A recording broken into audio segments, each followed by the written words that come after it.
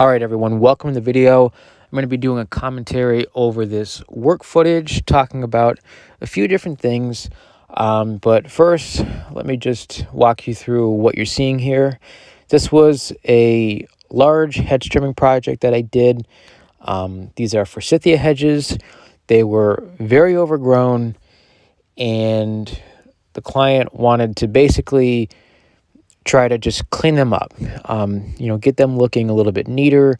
If you're familiar with hedge trimming, you might have done these before. You know that if they're not maintained on a regular basis, then they can get kind of wild, like all over the place. So essentially not as neat as an arborvitae or hemlock hedge that has been maintained, on a yearly or as needed basis. Even with hemlocks and arborvitaes, if you let them go, they can, get real big and what have you. But the forsythia, just kind of like all over the place, and they grow real fast.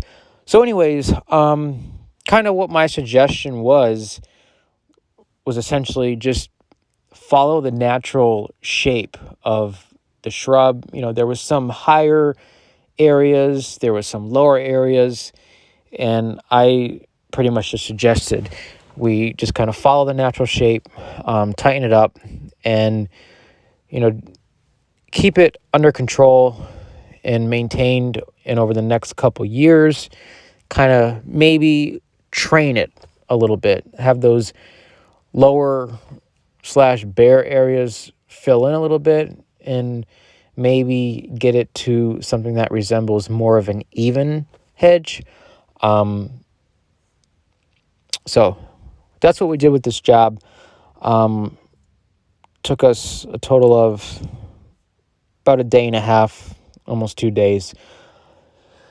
They were on either side of the property. But what I want to talk about now is this hedge trimmer. So for those of you who have been subscribed to my channel for a little while, you might have seen a past video I did reviewing the STIHL KM91R power unit with hedge trimmer attachment. The STIHL kombisystem. So I also got the shaft extension, which you see me using here. So since making that video, which was kind of like a first impression type thing, because when I made that video, I hadn't used it yet. Well, since that video, I've used it quite a bit on a lot of hedge trimming work, and I am very happy with the purchase. I was kind of curious as to whether I might not run into potential issues with the KM91 power unit being obviously less power than the KM131R. And the reason why I decided to go with the lower power unit was simply just cost. I spent almost $1,000 between everything, the hedge trimmer attachment, the shaft extension, and the power unit. So, I was only looking to spend so much, and I figured, okay, well, we'll start with this, and then if I absolutely have to, I will upgrade to something more higher powered. But I'm very happy with it. I've trimmed some large bushes, shrubs, arborvitae. I've cut through some thick arborvitae, and it works great. And I haven't had any issues where I found myself saying, oh, this is lacking power. Haven't run into anything like that. So happy with the purchase. So moving on from that, I want to talk a little bit about building and running a business, whether it's a small business or big business. Some of you watching might just be starting out with your tree and landscaping business, or maybe you're currently employed and you're thinking about making that switch. One thing I will say, and if you're familiar with a lot of my content, you might have heard me or seen me say this with some of the fitness stuff I put out. It's a marathon, not a sprint. You got to be in it for the long haul. Have some patience.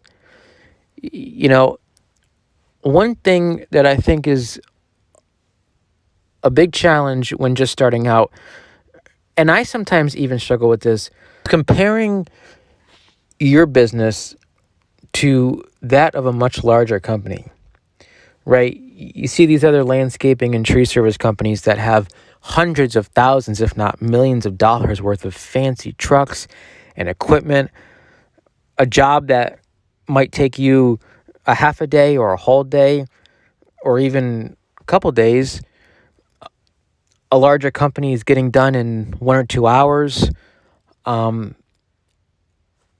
feel like it can almost make you feel insignificant, like your business isn't good enough.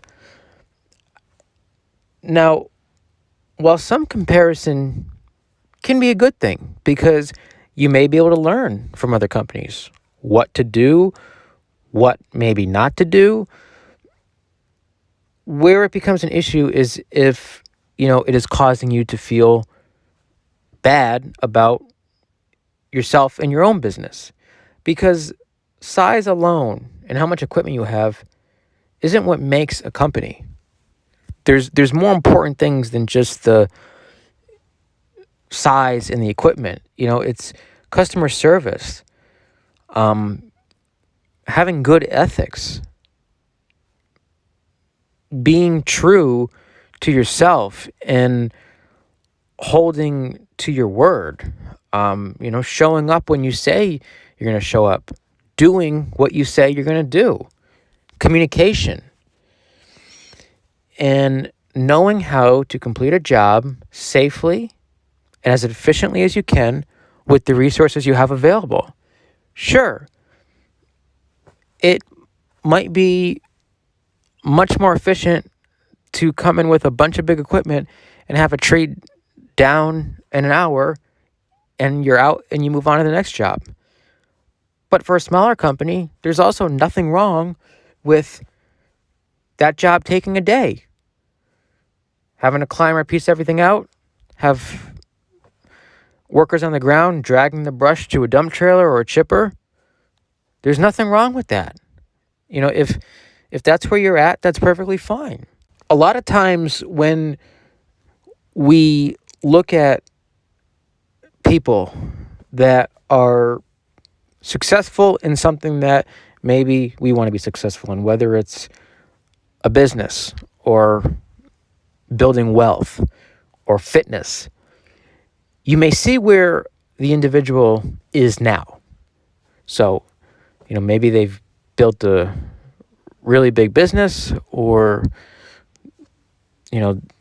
they're where you want to be financially or fitness-wise. But what often doesn't get shown enough is the actual journey to getting there, the starting point, those challenging times. That I feel like doesn't get as much attention, as the end result gets. You see where somebody is now, but you're not seeing what it was like when they first started. What it was like when a company first started. I asked another YouTuber who makes tree videos in a comment, what their beginning looked like. And they said that they started out of a car and a trailer. Similar to how I started. I started by working out of a car. Had my climbing gear and saws and everything in the back seat and in the trunk, and either taking on no cleanup jobs or paying other people to haul away the debris. Then eventually I invested in a dump trailer, which completely changed the game for me because now I could haul away debris. I still don't have a truck though. I was borrowing a family member's Nissan Rogue to tow it, so could only haul so much material at a time, but I was taking on jobs that made sense at the time that were within my capabilities. Then finally, I got my first truck. So it was a process that, as I said, often does not get seen or talked about enough, in my opinion. So The other part of this equation here is, do you even want to grow a real big business? Do you want to have a bunch of employees, reporting to you, or, that you have to be responsible for? Do you want to have a whole fleet of equipment and trucks? With all that bigger stuff comes more overhead, which means you have to meet a certain amount each week, each month, just to stay in business. Now, this is true no matter what size operation you have.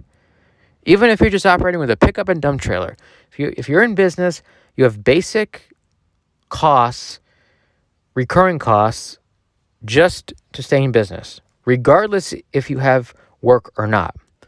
But, it goes without saying, the bigger you are, the more equipment you have, more employees, the higher those costs are. I was talking to another tree service owner about, business stuff, and they were telling me that, it sometimes averages them $50,000 to $60,000 per month just to stay in business, even when there's no work. Think about that. $50,000 to $60,000.